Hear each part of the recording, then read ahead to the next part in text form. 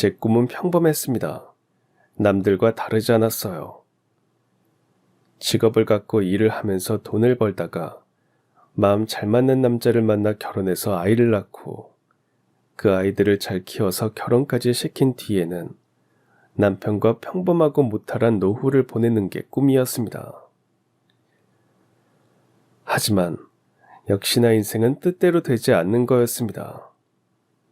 남편과 결혼해 아들, 딸을 낳고 남들처럼 살고 있었지만 소방관이었던 남편이 하루아침에 세상을 떠나고야 말았습니다. 하던 일도 관두고 남편만 의지하며 살아왔던 저한테는 앞으로 어떻게 살아가야 할지 눈앞이 깜깜했지만 이제는 제가 우리 가족의 가장이기에 울고만 있을 수는 없었습니다. 남편 앞으로 낳은 유족급여와 그동안 모아둔 돈을 합쳐 동네에 작은 미용실을 개업했어요. 그리고 생전에도 어려운 사람 돕기를 좋아했던 남편의 뜻을 이어받아 고아원으로 미용 봉사를 나갔습니다. 그리고 거기서 제 아들 또래의 한 남자아이를 알게 됐어요. 아들이 생각나서 그랬는지 그 아이에게 자꾸 관심이 갔고 공부를 잘하는 것도 알게 됐습니다. 하지만 그 아이는 자신의 현실적인 문제들 때문에 인문계 고등학교를 가지 않고 실업계에 가서 바로 취업할 생각을 하고 있었어요. 다른 것도 아니고 경제적인 상황이 안 돼서 자신에게 어떤 재능이 있는지 알아보기도 전에 포기부터 해버린다는 게 너무 안타까웠습니다. 그래서 저는 그 아이를 지정 후원해주기로 결심했어요. 큰 돈은 아니었지만 그래도 그 아이에게는 엄청난 도움이 됐고 부족한 게 있다고 하면 개인적으로 더 도와준 적도 있었어요. 아이는 무사히 고등학교를 졸업하고 명문대에 입학했습니다. 그리고 공부를 더욱 열심히 해서 자신의 목표였던 사법시험에 합격까지 했어요. 저한테는 고아원에서 만난 그 아이가 친자식 못지않은 자랑이었습니다. 그리고 몇 년 후 그 아이가 초임검사가 되어 바쁘게 살고 있는 동안 첫째 아들은 결혼해서 아내와 함께 해외 발령을 받아 외국에 살고 있었고 제 막내딸은 사윗감을 데려왔습니다.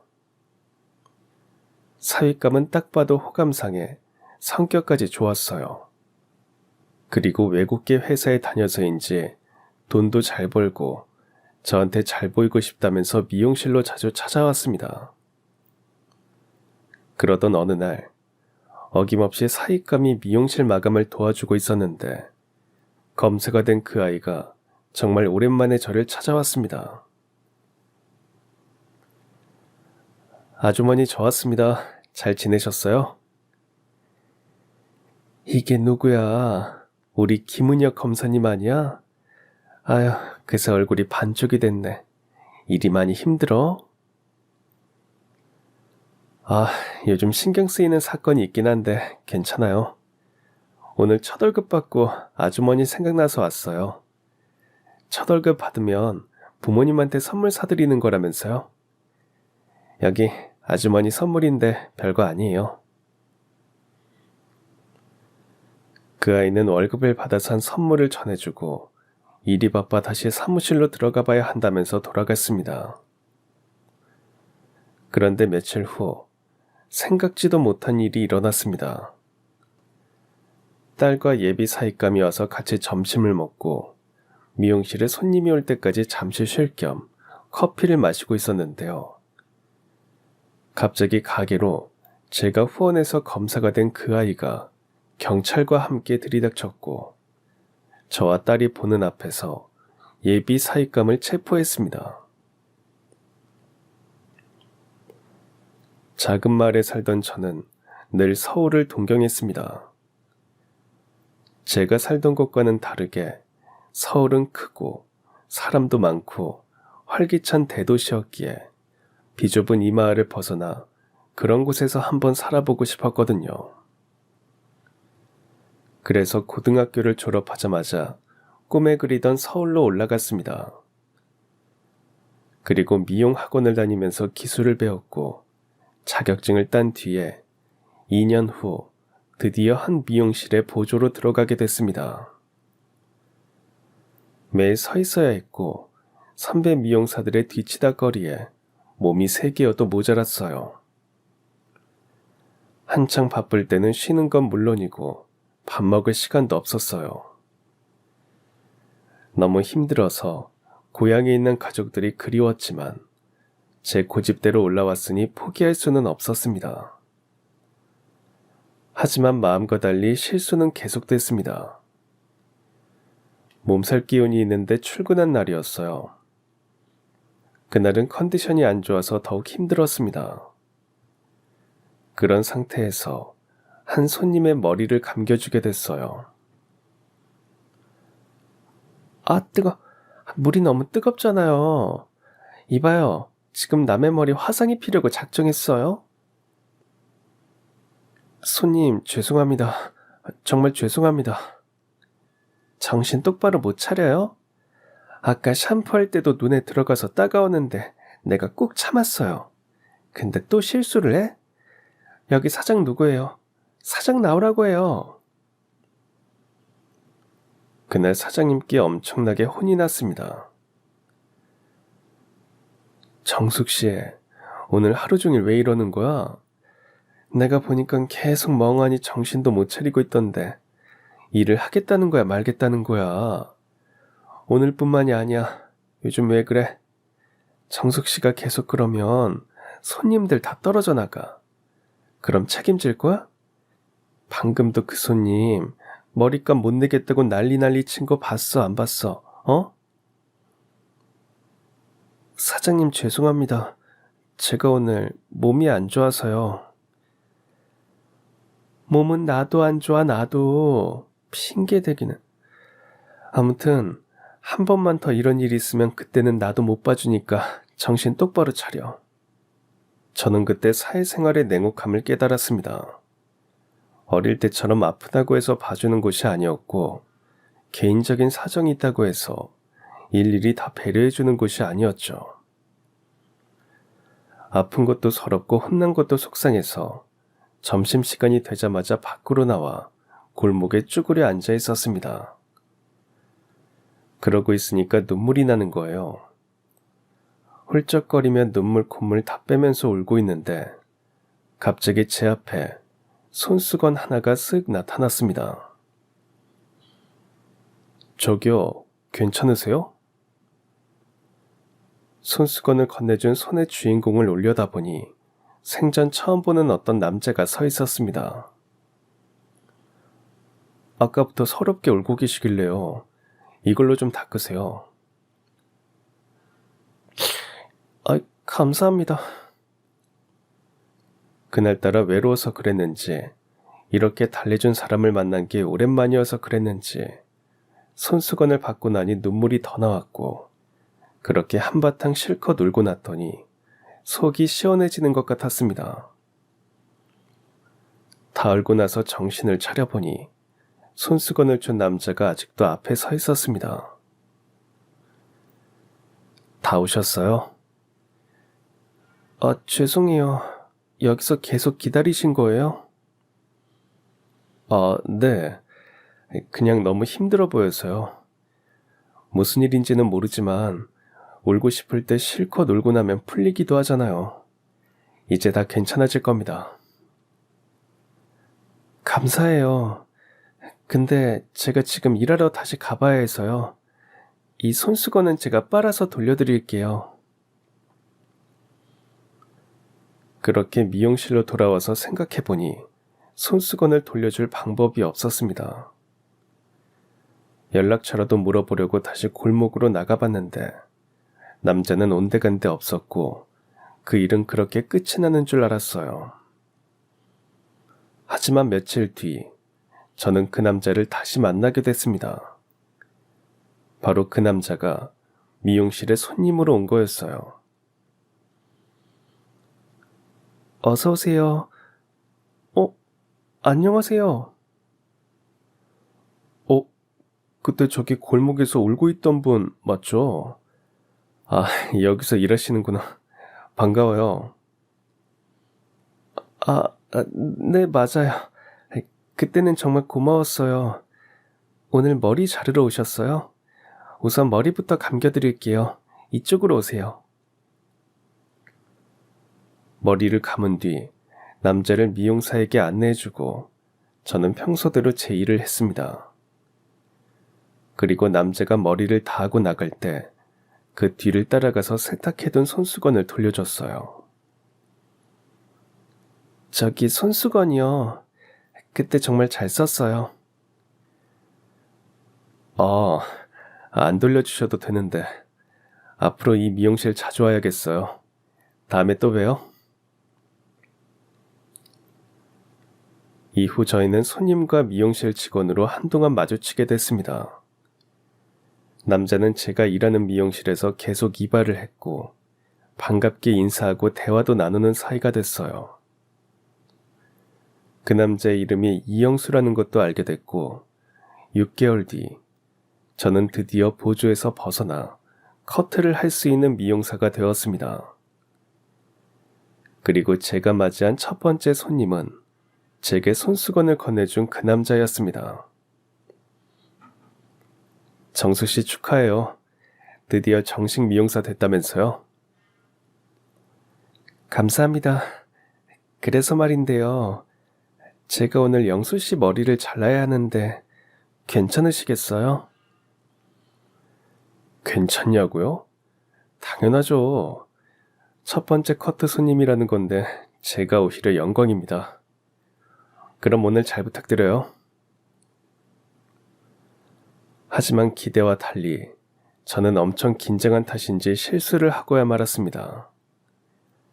생각보다 머리를 너무 짧게 잘라버린 거예요. 거울 속 모습을 보고는 저와 영수 씨 모두 깜짝 놀랐습니다. 영수 씨 죄송해요. 길이가 너무 짧죠. 어쩌지? 괜찮아요. 날도 더운데 시원하고 좋은데요. 그리고 머리는 금방 기니까 너무 미안해하지 마세요.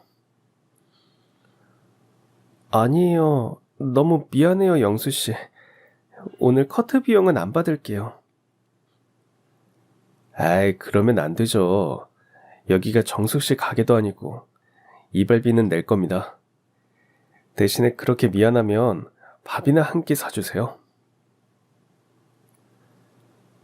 미용실 손님과 밖에서 만나는 게 마음에 걸렸지만 너무 미안했기에 제가 쉬는 날 밥을 사기로 약속했습니다. 며칠 뒤 저희는 저녁 식사를 같이 했고 그러면서 영수 씨에 대해서 많은 걸 알게 됐어요. 우선 그의 직업은 소방관이었습니다. 영수 씨가 소방관이었어요? 와, 좋은 직업이네요. 근데 위험하지는 않아요? 위험하기도 하지만 훈련에서 배운 대로만 하면 괜찮아요. 쉽지 않은 직업인데 영수 씨는 어떻게 소방관을 하게 된 거예요? 사실 어릴 때 어머니랑 단둘이 힘들게 살았거든요. 어머니도 아프셔서 항상 어려웠어요.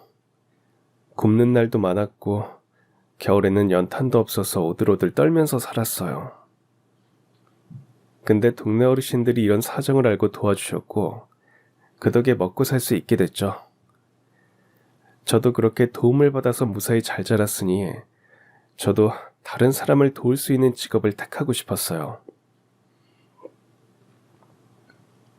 그런 이야기를 들으니 영수 씨가 달라 보였습니다.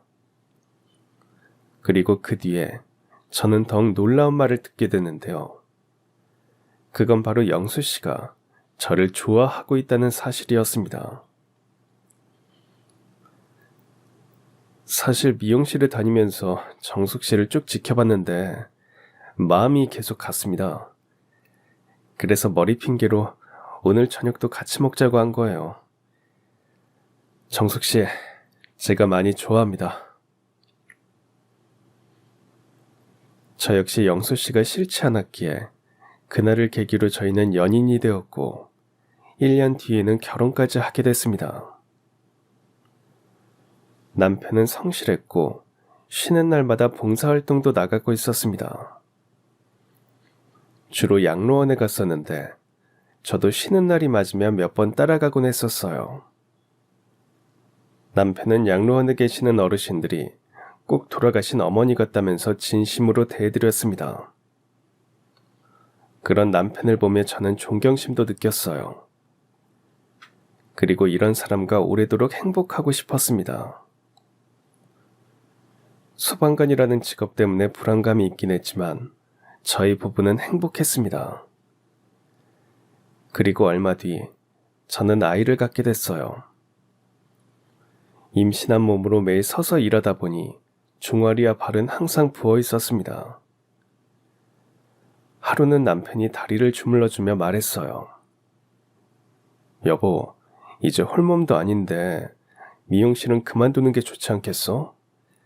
미용실에서 맨날 서서 일하니까 이렇게 다리도 붓고 더 피곤해하는 것 같아. 정석 씨가 너무 힘들어하는 거 더 못 보겠어. 미용실 그만두자. 우리 그렇게 어려운 것도 아니잖아. 저는 남편의 말을 따르기로 했습니다. 내색은 안 했지만 저도 점점 한계를 느끼고 있었거든요. 그동안 일했던 게 아쉽긴 했지만 미용일이야 언제든 다시 시작할 수 있었기에 큰 문제는 되지 않았습니다. 그리고 몇 개월 뒤 저는 아들을 낳았고 몇 년 후엔 3살 터울의 둘째 딸까지 낳았습니다. 소방관이 남편의 월급으로 내 가족이 먹고 살기에는 빠듯했지만 그래도 저희 가족은 행복했습니다. 자상하고 착한 남편에 예쁜 아들, 딸은 저의 자랑이었어요. 어느덧 시간은 흘러 아들은 14살이 되었고 딸이 11살이 되었습니다. 눈 깜짝할 사이에 결혼한 지도 벌써 10년이 훌쩍 넘어버렸죠. 남편이 꾸준하고 성실하게 일한 탓에 생활이 아주 어렵지는 않았습니다. 하루는 아이들이 학교에서 돌아오기를 기다리며 집을 청소하고 있는데 틀어놓은 TV에서 뉴스가 흘러나왔어요. 서울의 한 동네에 있는 빌라에 큰 불이 났다는 내용이었습니다. 아무래도 남편이 소방관이어서 그랬는지 화재 소식을 들을 때마다 저는 가슴이 덜컥 내려앉았고 더욱 집중해서 보게 됐습니다. 뉴스 속 앵커는 요즘 날이 건조하기 때문에 화재 예방에 더욱 힘써주길 바란다는 말로 마무리를 했지만 뉴스가 끝난 뒤에도 저는 계속 방망이 치는 심장을 주체할 수가 없었습니다. 다른 곳으로 관심을 돌리려고 노력해봤지만 불안감은 가시질 않았고 제 예감이 틀린 것이 아니었습니다. 아이들이 학교에서 돌아오자마자 화재를 진압하러 간 남편이 순직했다는 비보를 듣게 됐습니다. 남편을 만났을 때부터 걱정하던 일이 현실이 되어버린 겁니다. 아이들과 함께 남편의 시신을 확인하며 얼마나 많은 눈물을 흘렸는지 모릅니다. 하지만 이제 제 옆에는 손수건을 건네주며 눈물을 닦아줄 남편이 없었습니다. 아직 어린 아이들과 어떻게 살아가야 할지 앞날이 깜깜하기만 했어요. 남편의 장례식에는 많은 사람들이 찾아와 주었습니다.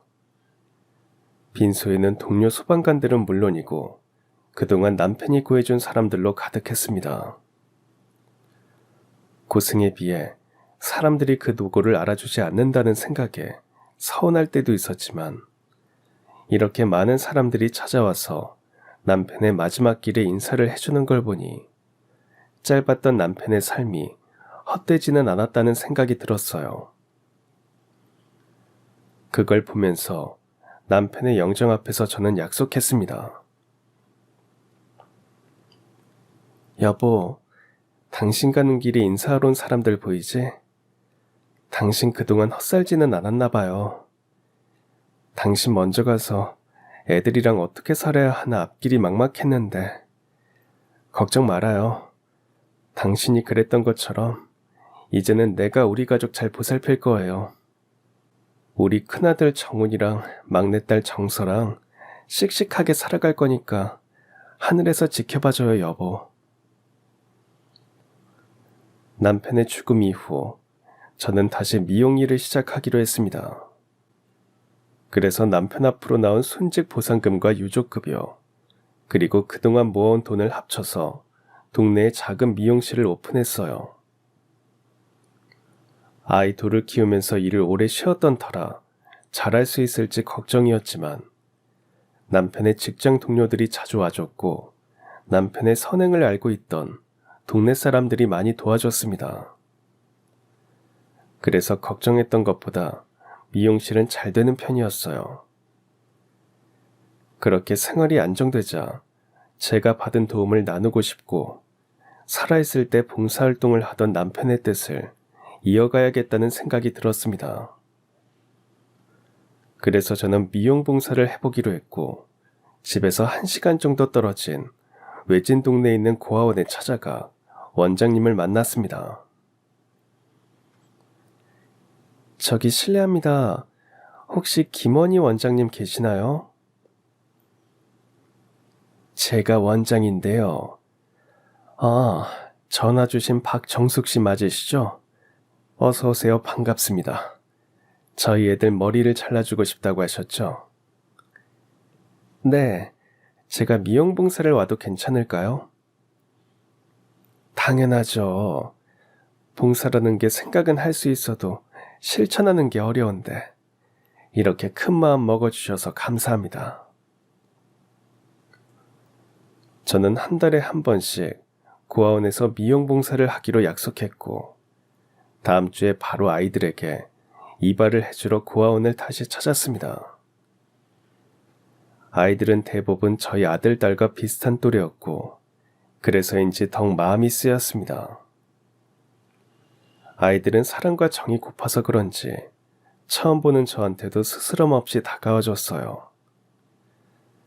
하지만 유독 하나인만은 달랐습니다. 제 아들 정훈이보다 1살 많은 중학생 남자아이였는데 그 애는 언제나 날이 선 표정으로 낯선 사람에게 거리를 두더라고요. 머리카락을 다듬는 중에도 불만스러운 표정으로 앉아있기에 그 애한테는 더욱 친근하게 말을 걸어봤습니다. 넌 이름이 뭐야? 아줌마 아들도 너랑 나이가 비슷한 것 같아. 그래서 그런가? 아줌마는 너랑 친해지고 싶은데 왜 이름도 안 알려주는 거야? 어차피 말해줘도 잊어버릴 거잖아요. 아니야. 아줌마가 기억력이 얼마나 좋은데. 그러지 말고 앞으로 우리 한 달에 한 번, 아니 어쩌면 그 이상으로 자주 볼 수도 있는데 이름 정도는 알려주면 안 될까? 그걸 어떻게 알아요? 여기 온 사람들 다 그랬어요.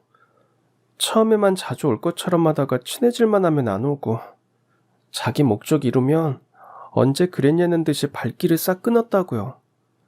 아줌마도 너무 장담하지 마세요. 아들 또래 남자아이는 봉사활동 오는 사람들을 싫어했습니다. 사람의 정이 그리운 고아원 아이들의 마음을 이용만 한다면서 처음부터 가까워지지 않으려고 거리를 두는 것 같았죠.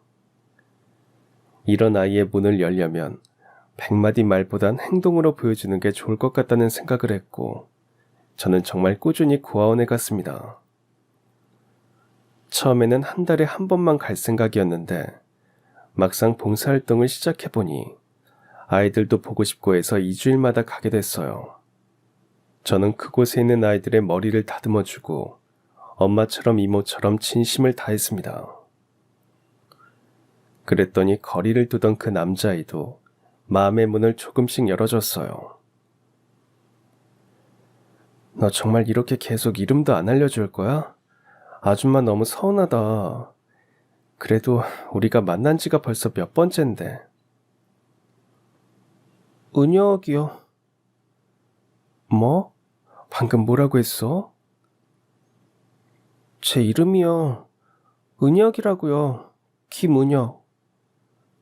우와, 멋진 이름이다. 은혁아, 앞으로는 그 멋진 이름 자주 불러줄게. 그날부터 저와 16살 은혁이는 조금 더 가까워졌고, 그 애가 학교에서 공부를 아주 잘한다는 것도 알게 됐습니다. 그래서 당연히 인문계 고등학교를 진학해 수능을 보고 대학을 갈 줄 알았어요. 은혁아, 너는 공부도 잘하니까 마음만 먹으면 뭐든지 할 수 있겠다. 아줌마는 어렸을 때 공부에 취미가 별로 없었어. 미용사 자격증도 겨우 땄다니까. 그래서 그런지 너처럼 공부 잘하는 애들이 부럽더라. 은혁이, 너는 어른 되면 뭐 하고 싶어? 저요? 저는 꿈이 없어요. 고등학교도 어차피 실업계 갈 텐데 가서 자격증 따서 졸업하자마자 취업해야죠. 빨리 돈 버는 게 꿈이라고 해야 하나? 뭐? 실업계를 간다고? 아니 왜? 너 그 좋은 머리를 그냥 썩히게? 아니, 아줌마 말은 실업계가 안 좋다는 건 아니지만 그래도 은혁이, 너는 공부도 잘하면서 인문계 가서 서울에 있는 좋은 대학교 들어가야지. 아줌마, 제가 어떻게 그래요. 제 사정 다 아시잖아요. 요즘은 공부하고 싶어도 돈 없으면 못한대요. 개천에서 용나는 건 옛날 말이래요. 있는 집 자식들이 명문대도 가고 판검사도 하는 거라던데요. 근데 저는 아무것도 없는데 공부를 어떻게 계속하겠어요. 실업고등학교에 입학해서 졸업하자마자 돈을 벌어야 한다는 은혁이가 가여웠습니다. 이렇게 어린아이가 벌써부터 자신의 환경 때문에 꿈을 접는 게 안타까웠죠. 저기 은혁아, 공부 잘하고 머리가 좋은 것도 재능이야. 네가 가진 재능을 피워보지도 못하고 미리 포기하는 건 아닌 것 같다. 그러니까 우리 같이 방법을 찾아보자. 아줌마도 도와줄게. 저는 이렇게 은혁이를 설득했지만 씁쓸한 표정에서 이미 이 아이가 많은 걸 포기했다는 걸 느낄 수 있었습니다. 그래서 원장님과 상의를 해봤어요. 저기 원장님, 은혁이가 실업고등학교를 간다고 하던데 들으셨어요? 네, 알고 있습니다. 아무리 설득해도 은혁이가 마음을 굳혔는지 확고하더라고요. 그리고 안타깝지만 고아원에 있는 애들이 대부분 그래요. 공부를 잘해도 엄청나게 잘하지 않은 이상은 장학금 받는 것도 어려워서 일찍 대학은 포기하고 기술부터 배우는 애들이 많거든요. 저도 방법이 없으니까 무턱대고 은혁이를 설득할 수가 없더라고요. 저기 원장님, 그런 제가 도울 수 있는 방법은 없을까요? 은혁이 공부 잘하는데 너무 안타까워서 그래요. 원장님은 저한테 지정 후원이라는 게 있다는 걸 알려주셨습니다. 그래서 저는 얼마 안 되는 돈이었지만 은혁이가 학원에 다닐 수 있도록 학원비를 후원해 주기로 했습니다. 그것만으로도 그 아이에게는 큰 도움이 되는 것 같았어요. 다른 아이들처럼 학원을 다니게 된 것만으로도 은혁이는 즐거워했고 그 모습을 보는 저도 뿌듯했습니다. 얼마 뒤 은혁이는 제가 자신을 후원하고 있다는 걸 눈치챘습니다. 아줌마, 저 후원해 주시는 거 아줌마 맞죠? 어? 알았어? 아야, 후원이랄 것도 없다. 고작 학원비 보내주는 것 뿐인데 뭘. 아줌마, 지금까지 세상에는 혼자라고 생각했는데요. 아줌마 만나고 나서부터는 그 생각이 바뀌었어요. 세상에 제 편 되어줄 사람이 한 명 정도는 있는 것 같아요. 그게 바로 아줌마고요. 정말 감사합니다. 저 공부 열심히 해서 훌륭한 사람 될게요. 은혁이는 중학교를 졸업한 뒤 인문계 고등학교에 진학했습니다. 당연히 성적은 좋았고 머리가 좋은 애가 공부까지 열심히 하다 보니 서울에 있는 명문대에 붙는 건 당연한 결과였습니다. 그리고 학교에서도 좋은 선생님을 만나 은혁이가 받을 수 있는 장학금을 알아봐 주셨고 그 덕에 학비도 해결할 수 있었습니다. 저는 은혁이의 고등학교 졸업식에 아이들을 데리고 참석했고 다 같이 중국집에 가서 졸업기념으로 짜장면과 탕수육을 먹었습니다. 은혁아 졸업 축하한다. 앞으로는 지금보다 훨씬 더 잘 될 거야. 우리 정환이랑 정서도 은혁이 형처럼 공부 열심히 하면 얼마나 좋아. 아무튼 은혁이 앞날은 이제 탄탄대로야. 아줌마가 그건 장담해. 아줌마 정말 감사합니다. 대학교 근처에 작은 집도 구했어요. 나중에 한번 와보세요. 아참, 그리고 저 드디어 꿈도 생겼어요. 정말? 뭔데? 아줌마도 너무 궁금하다. 저 검사 될 거예요. 아무것도 가진 게 없는 제가 성공할 수 있는 방법은 사법시험 봐서 법조인이 되는 것 같아요. 뭐? 검사? 그거 정말 어려운 일 아니야? 그렇죠. 시험도 어렵고 시간도 오래 걸릴 거고요. 근데 검사 돼서 우리 고아원 동생들한테도 보여주고 싶어요. 노력하면 뭐든지 될 수 있다는 걸요. 그리고 제가 받았던 도움을 검사 돼서 정의로운 일 하면서 되돌려주고 싶기도 하고요. 아휴, 우리 은혁이가 정말 다 컸네. 이런 말도 다 하는 것 보면. 그래, 아줌마도 은혁이 꿈 응원할게. 다시 한번 졸업 축하한다. 은혁이가 고아원에서 자립해 나간 뒤에도 저는 계속해서 물심양면으로 그 아이를 도와줬습니다. 몇 년을 후원하면서 옆에서 지켜보니 은혁이는 제 가족이나 마찬가지였거든요. 혼자 사는 아이가 밥을 굶진 않았으면 해서 반찬을 만들어 가져다 주기도 했고 얼마 안 되는 돈이지만 한 달에 한 번씩은 은혁이의 계좌로 용돈을 입금해 주기도 했습니다. 은혁이는 대학교에 들어갔을 때부터 사법시험을 준비했기에 예전처럼 자주 만나지는 못했지만 그래도 전화로 서로의 안부를 물으면서 계속해서 인연을 이어가고 있었어요. 은혁이도 머리 좋은 거라면 어디서 빠지지 않을 아이였지만 사법시험은 달랐습니다. 쉬운 일이 아니었죠. 그동안 2번을 떨어졌기에 은혁이는 조급해하는 것 같았습니다. 오랜만에 얼굴이나 볼까 해서 반찬을 들고 자취방으로 찾아가 보니 은혁이의 얼굴이 반쪽이 되어 있었어요.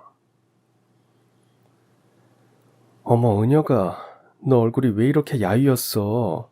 밥은 먹고 공부하는 거야? 아줌마 오셨어요. 그게 요즘 입맛이 없어요. 입맛이 없어도 밥은 먹어야지. 그래야 공부도 할 거 아니야. 안 되겠다. 아줌마가 오늘은 너 밥 먹는 것까지 보고 가야겠어. 아줌마가 네가 좋아하는 갈비 만들어 왔으니까 일단 밥부터 먹자. 은혁이는 밥상 앞에 앉아서도 입맛이 없는 듯 했어요. 그렇게 좋아하던 갈비도 먹는 둥 마는 둥 했습니다. 아무래도 시험에 떨어지고 주변에 힘이 되어줄 사람도 없다 보니 자신감이 떨어진 것 같았죠. 저기 은혁아, 공부가 많이 힘들어? 네. 그래서 아줌마, 이번까지만 시험 보고 안 되면 포기하려고요. 공무원을 하던가 다른 일 알아볼 거예요. 언제까지 이것만 잡고 살 수도 없을 것 같아요. 정말? 그래도 후회 안 하겠어? 아줌마는 은혁이 네가 뭘 하든 응원하겠지만 그래도 네가 무슨 일을 하든 후회는 안 했으면 좋겠다. 네, 아줌마 말씀대로 후회 안 남게 이번에는 진짜 예전에 했던 것보다 잘 준비해서 마지막이라는 생각으로 시험 보려고요. 그날 이후 은혁이는 마지막이라는 생각으로 사법시험 준비에 더더욱 몰입했고 저 역시 멀리서 시험에 꼭 붙기를 기도했습니다. 그리고 사법시험 발표가 있는 날이 됐습니다. 하루 종일 결과가 어떻게 됐는지 물어봐야 하나 말아야 하나 고민만 하다가 금세 저녁이 되어버렸죠. 그런데 미용실 문 닫을 시간이 됐을 무렵 누군가 가게 문을 힘껏 열며 들어와 소리쳤습니다. 아줌마, 저 시험 붙었어요. 은혁이었습니다. 그렇게 원하던 시험에 드디어 붙게 된 거였어요. 합격의 기쁨에 저와 은혁이는 서로 끌어안고 엉엉 울었습니다. 아줌마, 드디어 붙었어요. 이것도 다 아줌마 덕분이에요. 내 덕은 무슨, 이게 다 네가 해낸 거야. 잘했다, 잘했어. 은혁아, 정말 장하다. 마음 같아서는 동네 잔치라도 열어주고 싶었지만 둘째 딸 정서와 함께 동네에 있는 작은 돼지갈비 가게로 가서 시험 합격을 축하했습니다. 그 뒤로 은혁이는 연수원에 들어가게 됐고 거기서도 좋은 성적을 받아 그토록 원하던 검사가 되었습니다. 은혁이와 인연을 맺은 지 20년 만의 일이었어요. 은혁이가 검사가 되기 위해 열심히 노력하고 있는 동안 제 첫째 아들 정환이는 취업도 하고 결혼까지 해서 해외지사로 발령을 받아 아내와 함께 독일에 가 있었고요. 막내딸 정서는 저와 함께 살면서 작은 회사에 다니고 있었습니다. 이제 제 고민은 이 막내딸이 좋은 사람을 만나서 결혼하는 것밖에 없었어요. 생각 같아서는 은혁이와 정서가 인연이 되면 얼마나 좋을까 싶었지만 인연이 아니었는지 둘은 옆에서 보기에도 연애 감정이라고는 하나도 없는 사이좋은 남매 같았습니다. 그러다 막내딸이 결혼하고 싶은 사람이 있다면서 한 남자를 소개해 줬습니다. 엄마, 이쪽이 제가 전에 말했던 지금 저랑 만나고 있는 박현수 씨예요. 현수 씨, 여긴 내가 세상에서 제일 사랑하는 우리 엄마. 어머니 안녕하세요. 처음 뵙겠습니다. 박현수라고 합니다. 아유, 진작 찾아뵀어야 했는데 이제 인사드리게 됐네요. 이건 제 선물입니다. 어머니가 과일 좋아한다고 하셔서 사왔는데 맛있을진 모르겠어요. 그리고 이건 홍삼인데요. 건강에 좋다고 해서 사왔습니다. 딸이 데리고 온 남자는 인물도 훤하고 성격도 서글서글해 보였습니다. 아유, 뭘 이런 걸 다 사왔어요. 그냥 와도 되는데. 이거 전부 다 비쌀 텐데 나는 아무것도 준비를 못해서 어쩌나. 아닙니다. 괜찮습니다. 정서 씨를 이렇게 예쁘게 키워주신 것만으로도 얼마나 감사한데요. 저희는 그날 제가 준비한 저녁을 맛있게 먹고 조금 더 이야기를 나눈 뒤 헤어졌습니다. 딸은 남자친구를 배웅해주고 부엌에서 설거지를 하고 있는 제 옆으로 다가왔습니다. 엄마, 우리 현수 씨 어때요? 뭐 사람이 괜찮아 보이더라. 인물도 훤칠하고 성격도 좋아 보이고. 정말? 엄마도 그렇게 생각해? 그럼 나 현수 씨랑 결혼하는 거 엄마도 허락하는 거죠? 정서 네가 좋다면 엄마도 반대할 생각은 없어. 엄마 고마워요. 우리 현수 씨 진짜 괜찮은 사람이라고요. 회사도 외국 계열 다녀서 그런지 연봉도 얼마나 많은데. 그래? 근데 정서야, 사람이 돈이 다가 아닌 건 알지? 알죠.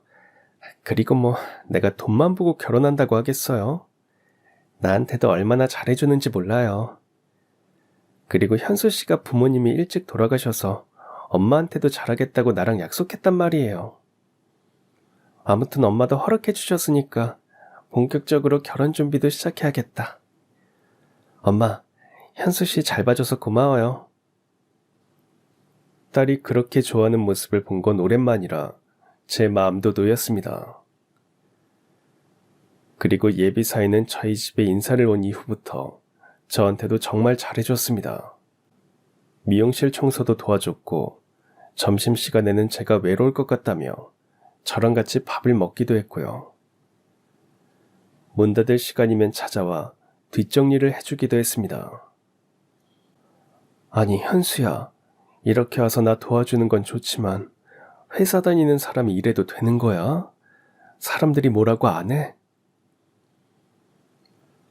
장모님 괜찮아요. 저희 회사가 외국계라서 휴가도 많고요. 근무 시간도 자유로워서 제가 해야 하는 일만 잘하면 눈치 줄 사람도 없습니다. 그러니까 걱정 마세요. 저는 한 번도 회사 생활을 해본 적도 없었고 외국계 회사는 좀 더 자유롭다고 들은 적도 있어서 예비 사이가 하는 말을 믿을 수밖에 없었어요. 그리고 사실 그렇게 와서 도와주는 사윗감이 예뻐 보였고 막내딸과 결혼하면 둘이서 행복하게 사는 모습을 하루라도 빨리 보고 싶어졌어요. 둘의 결혼 준비는 차질없이 진행되고 있었고 며칠 후 배가 고프다며 가게로 찾아온 사윗감과 함께 밥을 먹고 있는데 TV 뉴스에서 한 사건이 나왔습니다. 요즘 대낮에 잘 사는 노부부의 빈집을 터는 강도에 대한 기사였어요.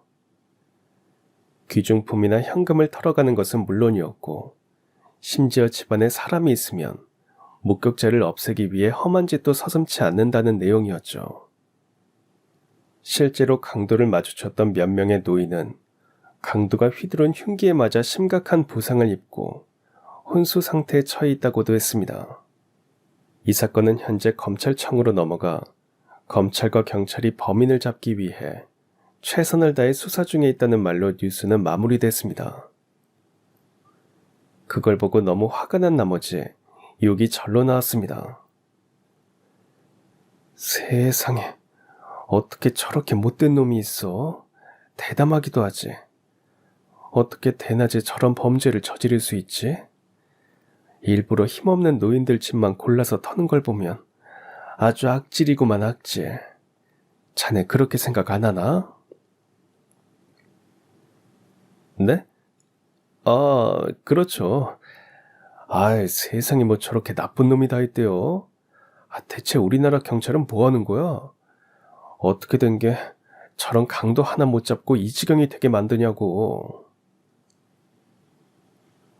그렇게 강도에 대한 욕을 하면서 밥을 먹고 있는데 생각지도 못한 손님이 찾아왔습니다. 바로 제가 후원해줬던 검사가 된 그 아이 은혁이었습니다. 어머, 은혁이 아니니? 이 시간에 어쩐 일이야? 바빠서 한동안 연락도 못했었잖아. 아줌마, 그동안 잘 계셨죠? 그동안 제가 너무 못 찾아뵀었죠. 아픈 데는 없으시고요? 아줌마는 잘 살고 있지. 근데 정말 어쩐 일이야? 일은? 잠깐 짬이 나서 와봤어요. 그리고 여기 아줌마 선물이요. 사실 저 첫 월급 받았습니다. 원래 일하고 처음으로 받는 월급은 부모님 선물 사드리는 거라면서요. 아줌마 생각나서 사봤어요. 뭐? 그랬어? 아유, 은혁아 정말 고맙다. 아참, 내 정신 좀 봐. 이쪽은 처음 보지? 인사해라. 우리 정서 결혼할 사람이야. 내 예비사위 박현수. 그리고 여긴 내 자식이나 다름없는 김은혁. 저는 두 사람을 인사시켜주고 커피라도 타올 겸 잠시 자리를 비웠고 제가 없자 두 사람도 자연스레 대화를 나누게 됐습니다. 다시 한번 소개하겠습니다. 저는 김은혁이라고 합니다. 정서랑 결혼하실 분이라고요? 축하드립니다. 아, 예, 감사합니다. 근데 저희 정서랑은, 아니, 정서 가족이랑은 어떤 사이신지 제가 들은 게 없어서요. 아주머니랑 오래전부터 알고 지낸 사이예요. 한 20년은 됐습니다. 제가 고아원 출신인데 아줌마가 봉사를 하러 오셨거든요. 그때부터 알고 지냈습니다. 아, 그러면 정서랑은 아무 사이 아니신 거죠? 이대로 두면 예비 사이가 막내딸과 은혁이 사이를 오해를 할 것 같아서 커피를 내려놓으며 두 사람의 대화에 끼어들었습니다. 아유, 사이는 무슨, 그냥 다 내 자식 같은 애들이고 남매 같은 애들이야. 아참, 내가 우리 은혁이 검사라고 말했었나? 은혁이가 예전부터 얼마나 공부를 잘했는지 몰라. 못된 사람들한테 당하는 어려운 사람들 돕고 싶다면서 검사도 된 거라니까.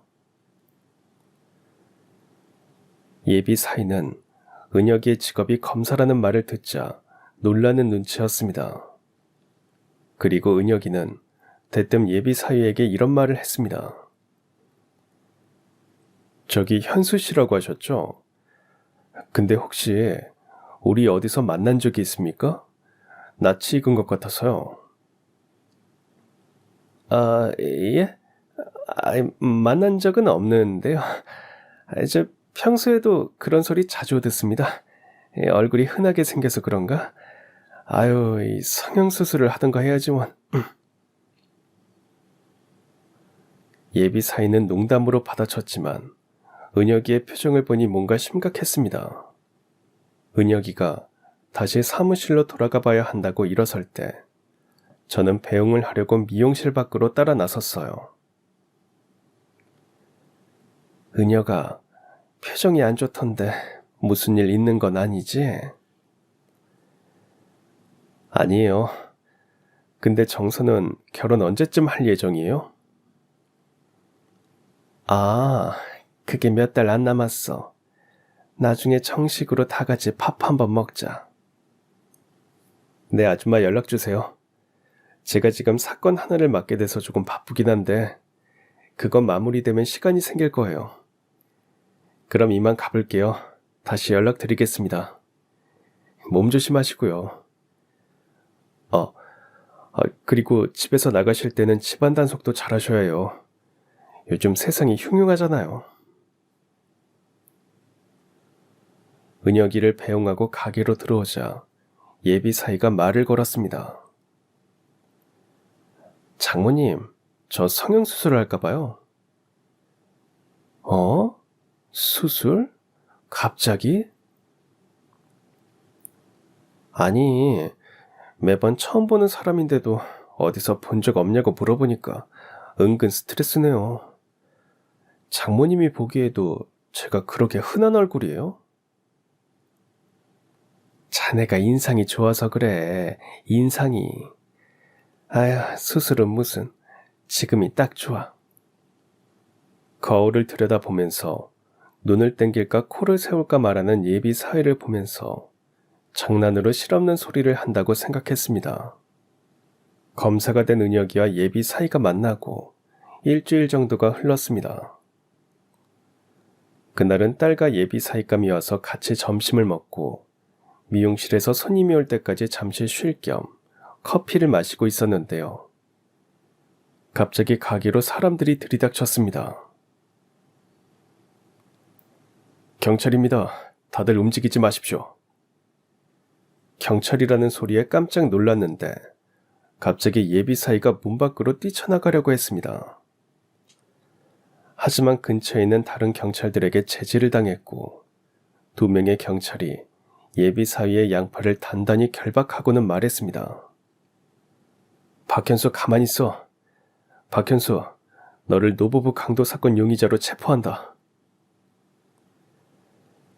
예비 사위는 저와 딸이 보는 앞에서 경찰에게 체포당했고 이게 다 무슨 일인지 어리둥절해 있는데 갑자기 미용실 안으로 너무나도 익숙한 얼굴이 들어왔습니다.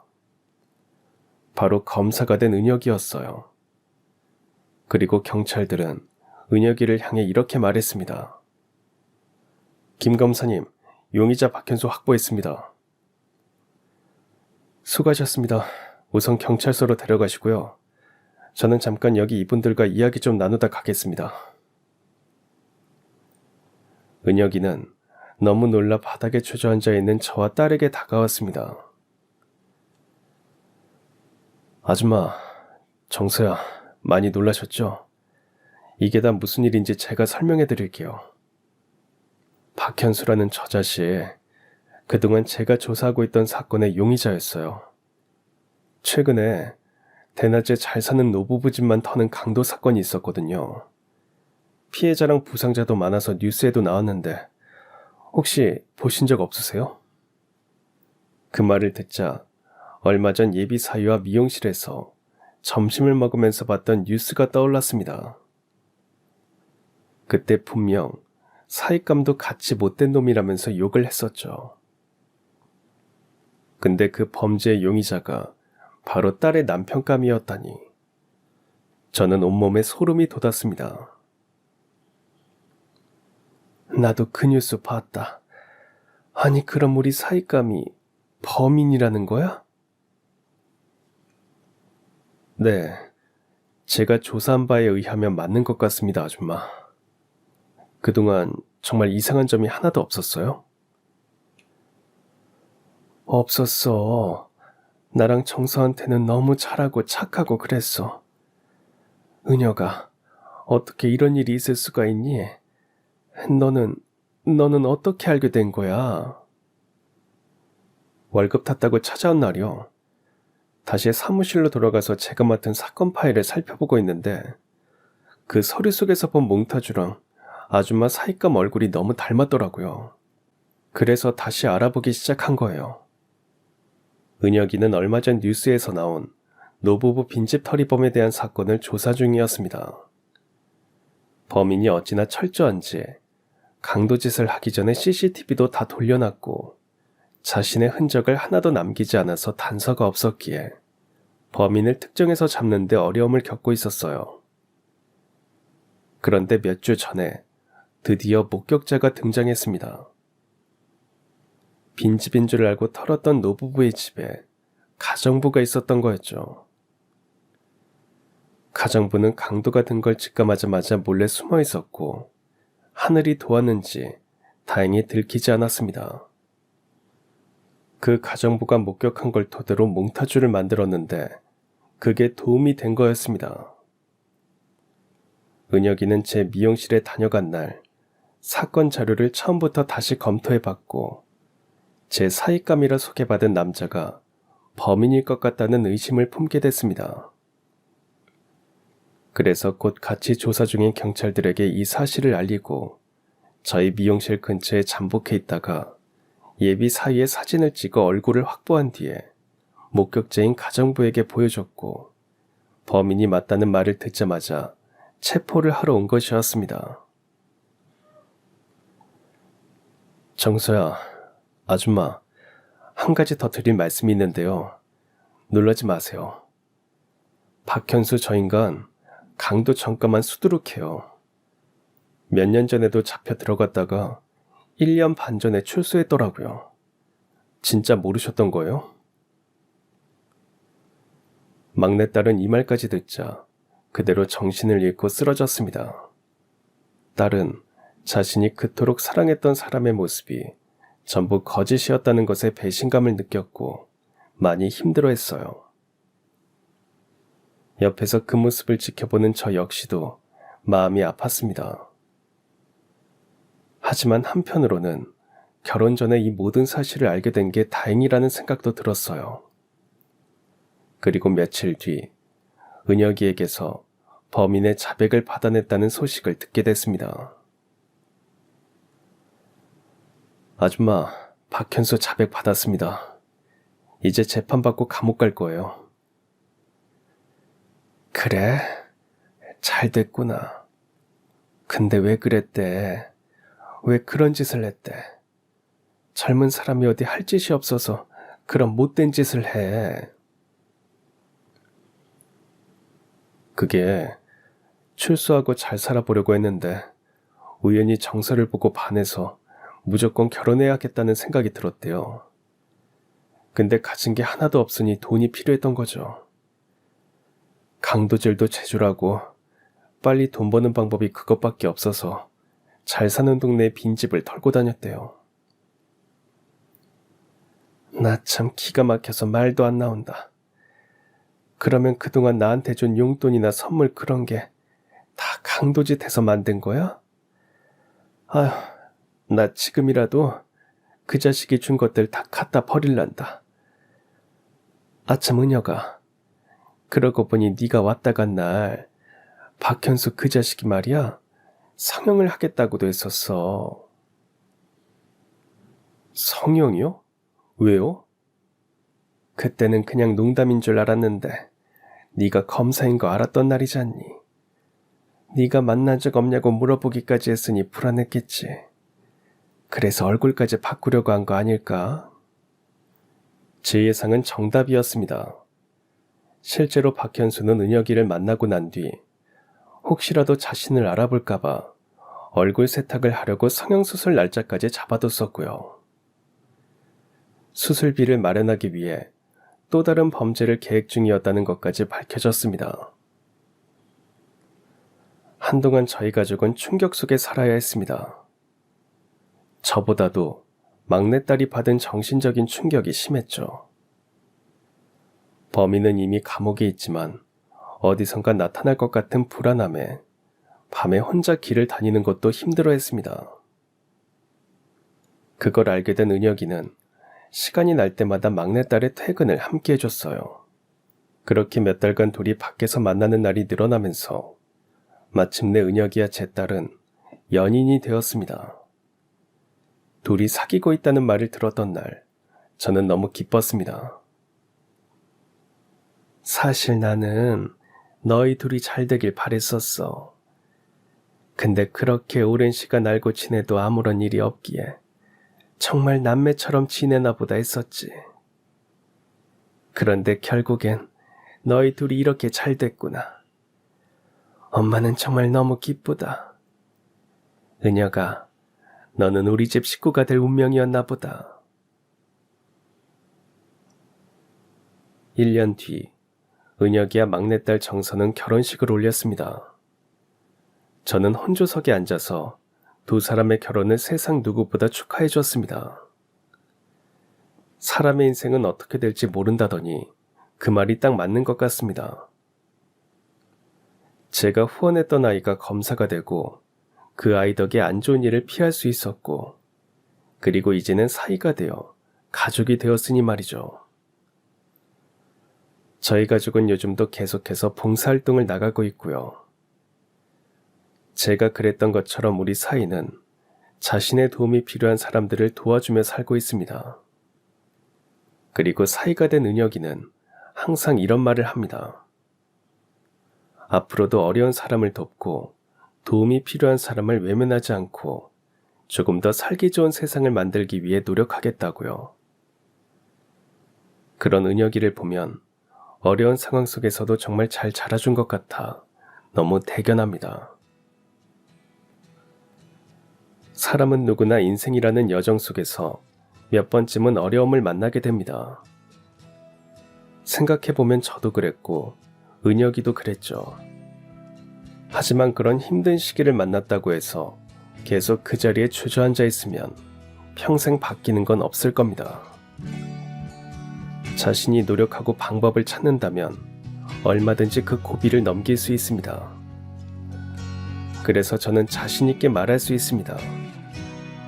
굴곡진 인생이라도 찾으려고만 한다면 그 안에는 분명 행복이 있다고 말입니다. 그럼 지금까지 사연 들어주셔서 감사합니다. 사연이 재밌으셨다면 구독과 좋아요 부탁드려요. 감사합니다. 안녕히 계세요.